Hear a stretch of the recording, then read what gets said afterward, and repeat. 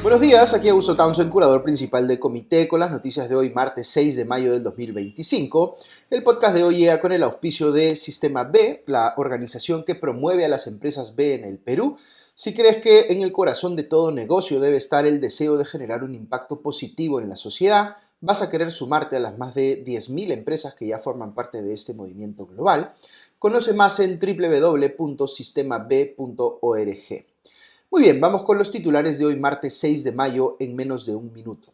Primero, Panorama reveló anoche un informe del Ministerio de Economía que muestra que se busca más que duplicarle el sueldo a la presidenta Dina Boluarte. Segundo, el gobierno decretó un toque de queda en Patás y ordenó que las Fuerzas Armadas tomen control de la zona donde opera la minera Poderosa en respuesta pues, al crimen atroz de la última semana, entre otras medidas más que ha implementado. Tercero, la Autoridad Nacional de Control del Ministerio Público anuló en segunda instancia una suspensión de 6 meses que se había dispuesto contra el fiscal especial José Domingo Pérez. Cuarto, Petroperú suspendió las operaciones de la refinería de Talara debido a que la paralización de los puertos por oleajes anómalos ha impedido que realice envíos de combustibles refinados. Y quinto, mañana miércoles inicia el cónclave para elegir al sucesor del Papa Francisco, en lo que se espera sea un proceso más largo que los anteriores por no haber candidatos claros. Ok, pasamos al desarrollo de cada una de estas noticias sin dueños de la verdad. Aquí la primera. Anoche la cuenta en X del programa dominical Panorama publicó capturas de un informe del Ministerio de Economía y Finanzas en el que se discute un pedido hecho por la presidencia del Consejo de Ministros para básicamente reajustar al alza el sueldo asignado al cargo de presidente de la República. Dicho en sencillo, el gobierno de Dina Boluarte estaba pidiendo, a través de la PCM, que le suban el sueldo a la señora Boluarte. El MEF había hecho los cálculos haciendo supuestamente una comparación con los sueldos de otros presidentes de la región y en base a ello había llegado a la conclusión de que la presidenta debía ganar 35.568 soles mensuales. Esto pondría esa remuneración, dice el MEF, en una situación intermedia frente a otros países comparables. Pero eso significa que, digamos, se va a duplicar lo que hoy gana la presidenta, que es 16.000 soles mensuales. Es correcto que la presidenta empiece a ganar más del doble a partir del 2025. Algunos dirán que no es un aumento que, en el caso individual de Boluarte, responda a criterios meritocráticos si uno juzga el desempeño de su gobierno o su nivel de aprobación ciudadana. Otros dirán que no hay que pensar específicamente en Dina Boluarte, sino en el hecho de que es razonable que el presidente, quien sea, gane más, porque eso daría pie a subir los sueldos de manera general en el sector público, porque el sueldo del presidente es como un faro que impacta en todo lo demás. Pero ciertamente a una mandataria a la que se le ha cuestionado mucho por su frivolidad, sus viajes, sus relojes, sus joyas, y más recientemente por sus operaciones estéticas o las que podrían haberla llevado inclusive a una situación de abandono temporal del cargo, pues un intento de duplicarse el sueldo a estas alturas parece cuando menos políticamente insensato. Segunda noticia. En respuesta al asesinato de 13 mineros en Patás, la presidenta Dina Boluarte decretó un toque de queda entre las 6 de la tarde y las 6 de la mañana en Patás y ordenó que las Fuerzas Armadas tomen control territorial de la zona donde opera la minera Poderosa. La mandataria aseguró que el gobierno instalará una base militar en Patás y que solicitará facultades legislativas al Congreso en materia de, entre comillas, terrorismo urbano. Además, la presidenta decretó que se suspenderá toda actividad minera en la provincia de Patás por 30 días para facilitar la instalación de las Fuerzas Armadas y de la policía. No sé si sea razonable parar toda la actividad, inclusive la formal, que no está involucrada pues, en estos asuntos. Pero en fin, Boluarte anunció estas medidas durante una conferencia de prensa en Palacio de Gobierno, en la que también participó el presidente del Consejo de Ministros, Gustavo Adriancén, otros miembros del gabinete, el gobernador regional de La Libertad, César Acuña, y aliado político del gobierno, digamos, el jefe del Comando Conjunto de las Fuerzas Armadas, el general David Tejada, y el director general de la Policía, el general Víctor Sanabria. Adriancén luego tomó la palabra e informó que se había capturado en Lima a una persona que habría estado involucrada en el secuestro y asesinato de los trabajadores del sector minero en Patás. Según el premier, este sujeto se le encontró una pistola Glock que estaba registrada a nombre de una de las víctimas mortales que, como recordarán, trabajaba en una empresa de seguridad que le brindaba servicios a una compañía que tiene a su vez un contrato con Minera Poderosa. Adriansen señaló que esta es una pista que están siguiendo y que presumen les dará más información sobre el trágico evento. El general de la policía, Víctor Sanabria, confirmó lo dicho por el premier Adriansen y añadió que el detenido portaba la pistola Glock para poder venderla. Además, el general Sanabria indicó que en la mañana del lunes se capturó a otras 2 personas que estarían vinculadas con el asesinato en Patás.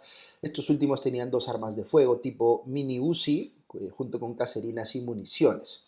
Sin embargo, lo que más ha sido puesto en relieve es que el sindicado como autor intelectual de este crimen, Miguel Rodríguez Díaz, alias Cuchillo, fugó del país el lunes rumbo a Colombia a bordo de un vuelo de Avianca. Es decir, dado que migraciones es algo que controla el propio gobierno, pudo haber tomado acciones para impedir que se fugue este sujeto, pero eso no ocurrió.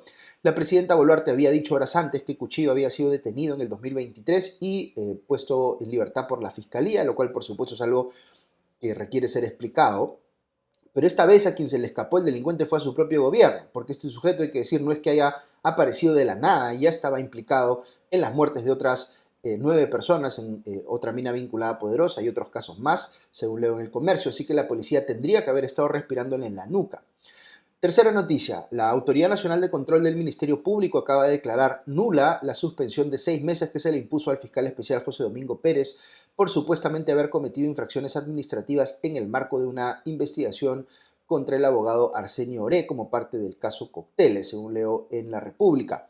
Esto se refiere a una supuesta rebeldía de Pérez al no inhibirse en esta investigación contra Arsenio Oré. Recordemos que ha habido una controversia por las decisiones que ha tomado la Autoridad Nacional de Control del Ministerio Público y concretamente respecto de quien la lidera, Juan Fernández Gerí, a quien los que respaldan, digamos, la labor de José Domingo Pérez acusan de ser una suerte de agente de los intereses de algunas personas que están siendo investigadas por Pérez, y de ahí que lo hayan suspendido en primera instancia de sus funciones, impidiéndole incluso que pueda entrar a su oficina. Pérez denunció penalmente a Fernández Gerí por abuso de autoridad, teniendo el respaldo de la fiscal de la Nación, de Delia Espinosa, según La República, quien también ha denunciado a Fernández Gerí. Pues bien, la Autoridad Nacional de Control del Ministerio Público tiene una Dirección General de Apelaciones que funciona como segunda instancia ante reclamos como el de Pérez, y es esta instancia la que le ha dado la razón, declarando nula la sanción que se le puso en primer término, con lo cual Pérez podrá retomar sus funciones a partir de hoy. Cuarta noticia. Petroperú informó que ha suspendido temporalmente las operaciones de la refinería de Talara debido a la paralización de los puertos que utiliza para transportar el crudo que refina y los combustibles que produce. La petrolera estatal informó que las instalaciones portuarias de la refinería de Talara han pasado un total de 20 días inactivas debido a los oleajes anómalos que llevaron a la Dirección de Hidrografía y Navegación de la Marina de Guerra del Perú a disponer el cierre total de 68 puertos en el litoral peruano. Estas restricciones afectaron las operaciones de carga y descarga en todos los terminales de la petrolera, deteniendo el traslado tanto del crudo que se procesa en la refinería de Talara como de los productos terminados que se refinan en sus instalaciones. Petroperú ha reportado a OSINARMIN, el organismo que supervisa las operaciones de las empresas del sector hidrocarburos, que ha pausado de manera temporal las unidades de procesamiento en la refinería de Talara debido al alto nivel de inventarios acumulados, es decir, a que la imposibilidad de transportar los productos terminados ha llevado a que los productos almacenados se incrementen de tal manera que ya no tiene sitio para poner más cosas. ¿Cuándo se retomarán las operaciones? El fin de la pausa dependerá de que se normalice el funcionamiento de los puertos. En ese sentido, la petrolera indicó que mantiene permanente coordinación con la Dirección de Hidrografía y Navegación para monitorear las condiciones y retomar las actividades de los terminales de manera segura.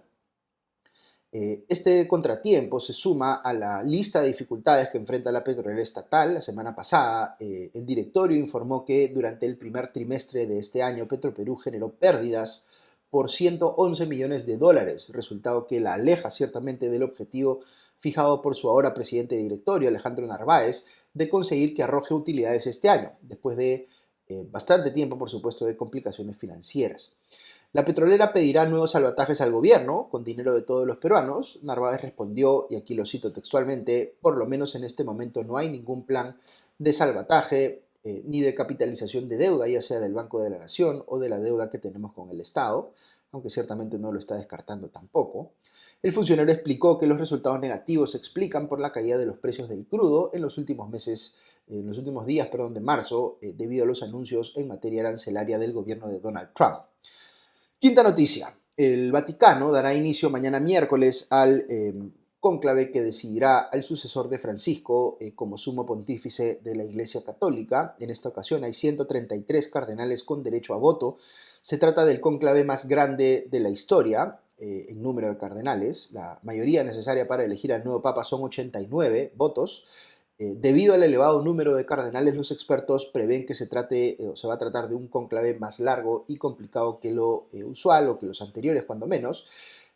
Los cónclaves de 2005, cuando se eligió a Joseph Ratzinger, y 2013, cuando se eligió justamente a Jorge Mario Bergoglio, se resolvieron con 4 y 5 votaciones respectivamente. Mañana miércoles 7, los cardenales ingresarán a la Capilla Sixtina a las 4:30 de la tarde, hora local, para realizar una primera y única votación ese día.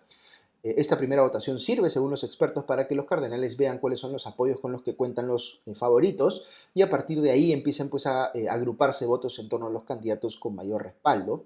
Es casi imposible que un candidato obtenga los 89 votos ese primer día. A partir del segundo día hay 4 votaciones a lo largo de la jornada, 2 por la mañana y 2 por la tarde, hasta que se obtenga la mayoría necesaria. Si después de 3 días de votaciones sigue sin haber elección, se hace una pausa de un día para que los cardenales recen, reflexionen y puedan conversar entre ellos. Sin embargo, esto no ha ocurrido nunca en el último siglo y medio. Distintos expertos han explicado que, a diferencia de los cónclaves del 2005 y el 2013, esta vez no existen favoritos tan claros, con lo que la elección podría asemejarse más a la que tuvo lugar en 1978, cuando fue elegido Juan Pablo II. En ese cónclave hicieron falta 8 votaciones y Karol Wojtyla alcanzó la mayoría suficiente entonces recién al final del tercer día. Ok, hasta aquí las noticias de hoy, pero si quieren escuchar unos minutos más, tengo un invitado especial hoy en el espacio de la reflexión del día. Después de este crimen atroz ocurrido este último fin de semana en Patás, le pedí al director del Instituto de Criminología y experto en temas de seguridad, Nicolás Ceballos, que nos dé algunas reflexiones al respecto. Así que escuchamos a Nicolás. Lamentablemente, a la fecha, las medidas que han puesto en marcha el Ejecutivo no han logrado poner fin a esta espiral de violencia, ¿no? A pesar de que se ha declarado emergencia varias veces en la zona, a pesar de la presencia policial, Patás se sigue deteriorando en sus condiciones de seguridad, ¿no? Las críticas son claras y aparecen ya de forma expresa en lo que dicen colectivos como Paz o lo que dicen Prensa Poderosa, ¿no? La necesidad de inteligencia efectiva, la lentitud para interdictar las bocaminas ilegales y que evidencian, según ellos mismos señalan, una falta de estrategia integral para ponerse frente a las organizaciones criminales que están presentes en esta zona, ¿no? A eso hay que sumar además las reiteradas presencias en Reinfo, ¿no? Que ha sido señalado por muchos ya como una patente de corso para el accionar de los mineros ilegales, ¿no? Entonces, esto es preocupante, ¿no? Porque no solamente por Patás, sino porque es el reflejo de un problema mayor que puede escalar a nivel nacional. Ya algunas voces señalan a La Rinconada o a Puno como un escenario semejante, cercano, y eso puede ser muy peligroso, ¿no? Entonces, la minería ilegal, que se consolida como una economía muy fuerte y muy potente en el país, comienza a encontrar muchos espacios como estos donde deja un profundo rastro de violencia, ¿no? Y hay que comenzar a prestar atención con mucho más detalle a esto, ¿no? Sin duda es imperativo que el gobierno articule una respuesta firme y coordinada. Y aquí lo principal es cómo se coordina la acción con el Ministerio Público. Y es un tema que parece no tener solución de ninguno de los dos lados. Necesitamos acciones concretas y sostenidas que vayan más allá de la presencia policial, que comiencen a trabajar en inteligencia, interdicción de las operaciones ilegales, reformar los marcos legales permisivos, para que haya una presencia efectiva de Estado de Derecho en la zona de Patás. Un asunto clave, por ejemplo, en eso es el rastreo del mineral. ¿Hasta dónde se lleva ese mineral?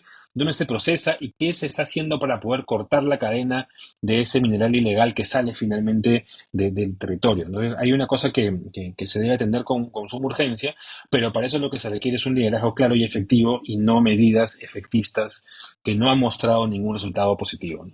Con esto llegamos al final del podcast de hoy. Muchas gracias a Nicolás Ceballos por su valioso aporte esta mañana. Como siempre, un agradecimiento muy especial a nuestros auspiciadores, a Sistema B y a nuestros suscriptores que nos permiten llegar a ustedes cada mañana. Que estén todos muy bien, que tengan un buen día. Ya nos escuchamos pronto.